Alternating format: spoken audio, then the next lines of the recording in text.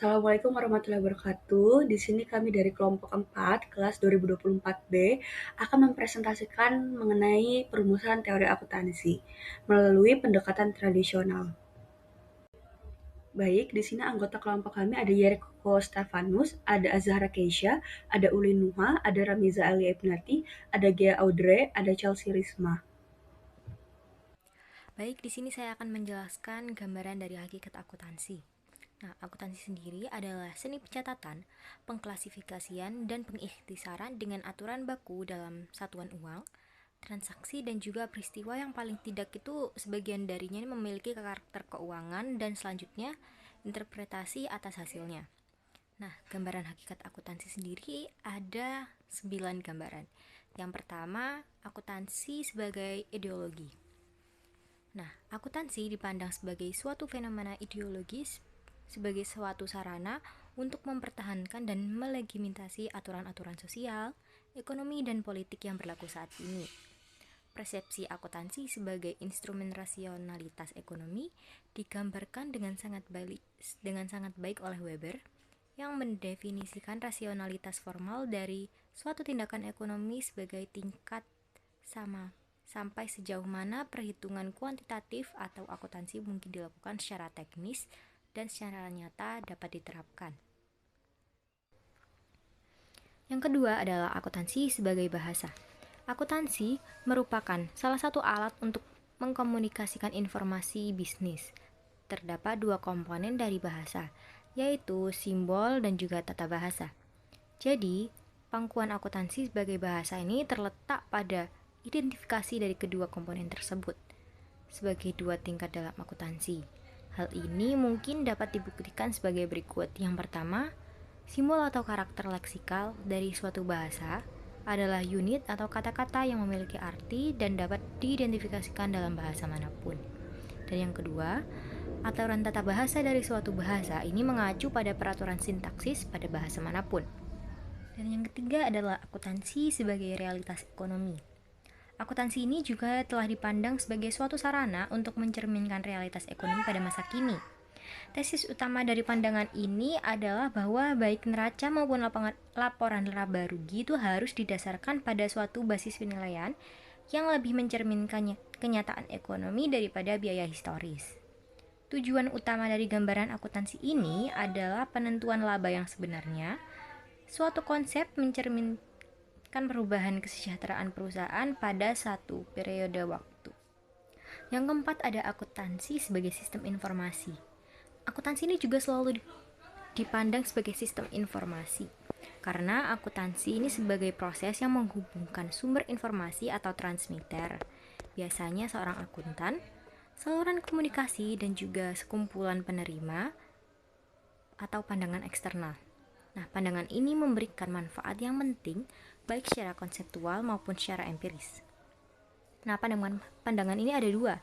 Yang pertama, mengasumsikan bahwa sistem akuntansi ini merupakan satu-satunya sistem pengukuran formal dalam organisasi, dan yang kedua bahwa pandangan ini memunculkan kemungkinan desain sistem akuntansi yang optimal yang memiliki kemampuan untuk menghasilkan informasi yang bermanfaat. Yang kelima, yakni akuntansi sebagai komoditas. Akuntansi ini juga dipandang sebagai suatu komoditas yang merupakan hasil dari suatu aktivitas ekonomi. Akuntansi ada karena terdapat permintaan akan informasi khusus dan akuntan mau dan mampu untuk menghasilkannya.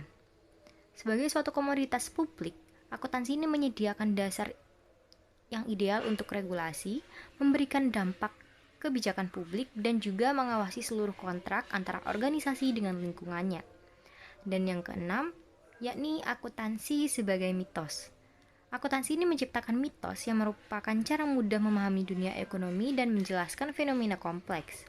Melalui akuntansi, suatu fenomena ekonomi kompleks diterjemahkan bagi para pengguna dengan cara yang lebih mudah dan dapat dimengerti, sehingga menciptakan lebih banyak mitos daripada kenyataan. Kemudian yang ketujuh adalah akuntansi sebagai alasan logis. Akuntansi ini mungkin digunakan untuk melekatkan makna terhadap peristiwa dan karenanya menyediakan suatu justifikasi bagi kejadian mereka di masa mendatang. Dengan adanya ketidakpastian dan ketidaktepatan yang melingkupi kebanyakan angka akuntansi, maka akuntansi mungkin digunakan sebagai salah satu cara untuk melegitimasi permunculannya. Kemudian yang kedelapan adalah akuntansi sebagai perumpamaan. Akuntansi ini memberikan kontribusi terhadap penciptaan suatu gambaran atau citra dari organisasi. Akuntansi bertindak sebagai suatu gambaran organisasi melalui peristiwa yang telah diseleksi dan di transaksi yang terjadi di organisasi tersebut. Maka akuntansi juga telah dipandang sebagai pembuat peta keuangan. Dan yang terakhir yakni akuntansi sebagai percobaan. Perusahaan-perusahaan dapat melakukan percobaan melalui pemakaian data, teknik, laporan atau pengungkapan akuntansi yang berbeda agar sesuai dengan lingkungan tertentu yang mereka miliki untuk beradaptasi terhadap kondisi yang berubah dan bukannya menghambat atau terpaku pada pendekatan konvensional yang sama. Nah, di sini ada 3 individu yang memungkinkan untuk melakukan percobaan, yakni adalah seorang a priori, di mana seorang ini membentuk selera dan juga keyakinan secara independen terhadap data yang tersedia dan tidak akan memodifikasinya ketika ada data yang baru. Kemudian ada individu sebagai seorang yang skeptis, yakni memiliki informasi yang berubah-ubah secara ekstrim, kecuali data yang ia terima konsisten memastikan keyakinan sebelumnya. Dan yang ketiga adalah seorang yang positif, di mana seseorang ini akan memandang dengan objektif dan juga bersedia untuk memodifikasi selera serta keyakinannya ketika ada fakta-fakta baru yang muncul ke permukaan. Baik, yang selanjutnya yaitu penyusunan dan verifikasi. Penyusunan dan verifikasi teori akuntansi melalui pendekatan tradisional adalah metode yang mendominasi dunia akuntansi sebelum munculnya pendekatan ilmiah atau positif yang berbasis data statistik. Pada tahun 1960-an, secara hakikat, pendekatan ini tidak mencari hukum alam akuntansi melalui eksperimen, melainkan melalui penalaran logis dan pertimbangan nilai etika. Baik, selanjutnya kita akan masuk ke penyusunan teori. Bagaimana sih teori itu dibuat? Dalam pendekatan tradisional, teori disusun menggunakan 4 sudut pandang utama. Yang pertama ada pendekatan deduktif, dimulai dari asumsi dasar, postulat tentang lingkungan akuntansi kemudian diturunkan menjadi prinsip-prinsip logis. Contoh, jika diasumsikan perusahaan akan hidup selamanya, going concern, maka aset harus dicatat berdasarkan biaya historis, bukan harga jual sekarang. Yang kedua ada pendekatan induktif, dimulai dari pengamatan terhadap praktik akuntansi yang dilakukan perusahaan sehari-hari, kemudian ditarik kesimpulan umum. Contoh, karena mayoritas perusahaan mencatat pendapatan saat barang dikirim, maka dibuatlah prinsip pengakuan pendapatan. Baik, yang ketiga ada pendekatan etis, yaitu menekankan pada konsep keadilan, fairness, kebenaran, dan kewajaran. Teori disusun agar laporan keuangan tidak menyesatkan salah satu pihak. Yang keempat, pendekatan pragmatis atau praktis. Teori disusun berdasarkan kegunaannya di lapangan. Jika suatu metode terbukti membantu manajer mengambil keputusan, maka metode itu dianggap sebagai teori yang valid. Lalu yang selanjutnya, verifikasi teori. Bagaimana membuktikan teori itu benar? Karena tidak menggunakan uji statistik atau laboratorium, cara membuktikan verifikasi teori tradisional adalah sebagai berikut. Yang pertama, konsistensi logis. Apakah langkah-langkah penalarannya masuk akal? Jika premisnya benar, apakah kesimpulannya mudah mengikuti premis tersebut? Kedua, kesesuaian dengan praktik. Apakah teori tersebut dapat diterapkan dalam dunia nyata tanpa menimbulkan kekacauan? Lalu yang ketiga, penerimaan umum atau general accept. Inilah ujian paling sakti dalam teori tradisional. Jika para praktisi auditor dari akademisi sepakat bahwa teori tersebut baik, maka teori itu dianggap terverifikasi. Inilah cikal bakal istilah PABU, prinsip akuntansi berterima umum. Pada saat ini saya akan menjelaskan tentang ketepatan dalam menjelaskan hakikat teori akuntansi. Nah, pertama saya akan menjelaskan dengan pengertian dulu. Ketepatan dalam menjelaskan hakikat teori akuntansi adalah kemampuan suatu teori akuntansi untuk menggambarkan, menjelaskan, serta menafsirkan secara benar, serta rasional, fenomenal, ekonomi, dan politik akuntansi yang terjadi dalam dunia nyata. Nah, ketepatan ini mencerminkan sejauh mana teori akuntansi mampu menangkap esensi aktivitas ekonomi dan juga mengubah menjadi konsep-konsep akuntansi serta menjelaskan alasan logis di balik eh, perlakuan akuntansi yang diterapkan. Nah, pada slide selanjutnya saya akan juga menjelaskan peran ketepatan dalam teori akuntansi. Yang pertama adalah ketepatan dalam teori akuntansi berperan sebagai dasar konseptual yang menjelaskan secara logis dan sistematis juga perlakuan akuntansi atas suatu transaksi ekonomi. Nah, teori yang tepat memastikan bahwa praktik akuntansi mencerminkan realitas ekonomi yang diterapkan secara konsisten. Yang kedua, ketepatan teori akuntansi berperan dalam menghasilkan informasi keuangan yang relevan dan andal bagi para pengguna laporan keuangan. Hal ini tentu mendukung pengambilan keputusan ekonomi yang rasional dan meningkatkan kepercayaan terhadap laporan keuangan. Nah, pada saat ini ketepatan dalam perumusan teori akuntansi dapat dilihat dari beberapa unsur. Yang pertama, konsistensi logis. Teori tidak bertentangan dengan konsep akuntansi lainnya. Yang kedua, ada relevansi ekonomi. Teori mencerminkan realistis ekonomi yang terjadi. Yang ketiga, daya jelaskan. Teori mampu menjelaskan sebab dan akibat dari suatu perilaku akuntansi. Yang terakhir, ada keterterapan. Teori dapat digunakan dalam praktik nyata. Semakin tinggi unsur-unsur tersebut, semakin tepat teori akuntansi dalam menjelaskan hakikatnya. Baik, di sini saya akan menjelaskan mengenai metodologi dalam perumusan teori akuntansi. Nah, metodologi itu sendiri adalah suatu cara atau proses yang sistematis dan terstruktur yang digunakan untuk membangun, mengembangkan, serta menguji suatu pengetahuan atau teori. Nah, metodologi juga membahas mengenai teori tersebut disusun dari mana, sumbernya dari mana, dan bagaimana cara memastikan teori tersebut logis serta dapat dipertanggungjawabkan. Nah, biasanya dalam konteks ilmu pengetahuan, metodologi itu berfungsi sebagai pedoman berpikir agar proses pembentukan teori tidak dilakukan secara sembarangan, melainkan melalui langkah-langkah yang jelas, rasional, dan dapat diverifikasi. Lalu di sini juga ada metodologi dalam perumusan teori akuntansi, yaitu berarti suatu pendekatan yang digunakan untuk menyusun teori akuntansi agar dapat menjadi kerangka acuan dalam mengevaluasi praktik akuntansi yang ada, memberikan panduan normatif untuk pengembangan prosedur dan standar baru, dan menjelaskan serta memprediksi perilaku akuntansi dan peristiwa ekonomi. Baik, di sini saya akan menjelaskan mengenai jenis-jenis metodologi dalam perumusan teori akuntansi. Yang pertama ada deskriptif metodologi. Nah, metodologi deskriptif ini adalah suatu pendekatan yang menggambarkan praktik akuntansi sebagaimana adanya. Nah, fokusnya pada observasi empiris terhadap praktik nyata yang digunakan perusahaan atau entitas. Dengan kata lain, teori akuntansi disusun berdasarkan kebiasaan dan prosedur yang sudah berjalan serta dianggap sudah ada dan berguna. Nah, tujuannya yaitu menjelaskan praktik akuntansi yang ada agar dapat dipahami dan juga dikaji. Nah, di sini juga ada 3 karakteristiknya, yaitu berbasis pada data nyata dan pengalaman praktik. Lalu tidak menilai benar atau salah, hanya mendeskripsikan saja. Lalu memberikan gambaran realistis tentang kondisi akuntansi. Adapun contohnya yaitu mengenai studi kasus tentang bagaimana perusahaan menyusun laporan keuangan dengan metode biaya historis. Baik, selanjutnya yang kedua yaitu ada normatif metodologi. Nah, metodologi normatif adalah suatu pendekatan yang merumuskan apa yang seharusnya dilakukan dalam akuntansi.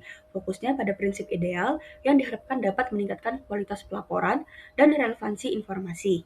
Nah, teori akuntansi dalam pendekatan ini bersifat preskriptif, yaitu memberi arahan dan pedoman bagi praktik akuntansi. Nah, hal ini bertujuan untuk menentukan standar dan pedoman akuntansi yang lebih baik lagi. Nah, di sini juga ada 3 karakteristiknya, yaitu yang pertama berbasis pada konsep, logika, dan tujuan normatif. Lalu, menekankan pada penyajian yang wajar, yaitu true and fair view. Lalu, memberi arah bagi pengembangan standar baru. Nah, contohnya juga yaitu mengenai usulan agar laporan keuangan berbasis nilai wajar atau fair value, meskipun praktik saat itu masih menggunakan biaya historis. Pada slide ini, kita akan membahas berbagai pendekatan dalam perumusan teori akuntansi. Penting untuk dipahami bahwa tidak ada satu teori akuntansi yang sepenuhnya komprehensif. Oleh karena itu, teori akuntansi berkembang melalui berbagai pendekatan yang berbeda. Pendekatan pertama adalah non-theoretical approach, yang terdiri dari pendekatan pragmatis dan otoritatif. Pendekatan pragmatis menekankan bahwa teori harus sesuai dengan praktik nyata di dunia bisnis. Prinsip akuntansi dipilih berdasarkan kegunaannya bagi pengguna laporan keuangan. Jadi, fokusnya adalah utility atau kebermanfaatan dalam pengambilan keputusan. Pendekatan ini juga terlihat dalam sejarah akuntansi, misalnya pada karya Luca Pacioli melalui bukunya Summa de Arithmetica, Geometria, Proportioni et Proportionalita yang merasionalisasi sistem pembukuan berpasangan. Kemudian ada pendekatan otoritatif, yaitu teori dibentuk melalui pernyataan resmi badan standar. Artinya praktik akuntansi diatur oleh lembaga profesional. Namun kelemahan kedua pendekatan ini adalah kurangnya dasar teoritis yang kuat. Teori dibangun dari praktik, bukan dari struktur konseptual yang sistematis. Intinya, pendekatan ini menekankan bahwa teori yang baik adalah teori yang berguna secara praktis. Pendekatan kedua adalah pendekatan teoritis yang lebih sistematis, yaitu pendekatan deduktif, induktif, dan etis. Pertama, pendekatan deduktif. Pendekatan ini bergerak dari umum ke khusus, dimulai dari tujuan laporan keuangan, lalu diturunkan menjadi postulat, kemudian prinsip, dan akhirnya teknik akuntansi. Strukturnya adalah objektif, postulat, prinsipal, lalu teknik. Jika premis dasarnya benar, maka teknik yang dihasilkan juga dianggap benar secara logis. Salah satu tokoh yang dikenal menggunakan pendekatan ini adalah William A. Patton. Sebaliknya, pendekatan induktif bergerak dari khusus ke umum. Teori dibangun dari observasi praktik akuntansi yang ada, kemudian dicari pola yang berulang, dan dari situ dibuat generalisasi. Salah satu tokoh penting dalam pendekatan ini adalah Yuji Ijiri. Perbedaannya, deduktif bersifat logis dan sistematis, sedangkan induktif berbasis pengalaman empiris. Kemudian, ada pendekatan etis yang menekankan konsep fairness, justice, dan truth. Tokoh seperti David R. Scott menekankan bahwa laporan keuangan harus disajikan secara adil dan tidak bias. Konsep present fairly dalam opini audit berasal dari pendekatan ini. Jadi, pendekatan teoritis ini membangun akuntansi dari sisi logika dan nilai moral. Pendekatan berikutnya memperluas fokus akuntansi ke dampak yang lebih luas, yaitu pendekatan sosiologis dan ekonomis. Pendekatan sosiologis menilai prinsip akuntansi berdasarkan dampaknya terhadap masyarakat secara keseluruhan. Fokusnya adalah social welfare atau kesejahteraan sosial. Dari pendekatan ini berkembang konsep socio-economic accounting yang mendorong perusahaan untuk mengungkap dampak sosial dan lingkungan dari aktivitasnya. Kemudian ada pendekatan ekonomis. Pendekatan ini melihat akuntansi dari sudut pandang dampaknya terhadap ekonomi makro. Konsep yang sering digunakan adalah economic consequence dan economic reality. Misalnya, pemilihan metode persediaan seperti LIFO atau FIFO dapat mempengaruhi laba, pajak, dan bahkan kebijakan ekonomi. Dalam praktik modern, timbangan dampak ekonomi juga diperhatikan oleh badan standar seperti Financial Accounting Standards Board. Sebagai kesimpulan, teori akuntansi berkembang dari berbagai pendekatan, praktik logika, etika, sosial, dan ekonomi. Tidak ada satu pendekatan yang paling benar, melainkan semuanya saling melengkapi dalam membentuk perkembangan teori akuntansi hingga saat ini. Dasar kombinasi pendekatan. Pendekatan selektif menggabungkan cara berpikir deduktif yang berbasis tujuan dan postulat dengan pendekatan induktif yang bertumbuh pada praktik nyata. Selain itu, teori juga mempertimbangkan aspek etika seperti fairness, dampak sosial terhadap para pemangku kepentingan, serta konsekuensi ekonomi dari penerapan metode tertentu. Ketepatan dalam pendekatan ini berarti mampu menyeimbangkan berbagai perspektif tersebut agar teori yang dihasilkan tidak sempit atau bias pada suatu sudut pandang saja. Pendekatan selektif menghasilkan teori yang lebih fleksibel dan relevan karena mempertimbangkan realitas praktik sekaligus landasan konseptual dengan kombinasi berbagai pendekatan. Teori akuntansi menjadi lebih komprehensif dan mampu menjawab kebutuhan pengguna laporan keuangan dalam lingkungan bisnis yang terus berkembang. Inilah alasan mengapa perumusan teori akuntansi pada praktiknya cenderung bersifat efektif, bukan murni deduktif atau induktif saja.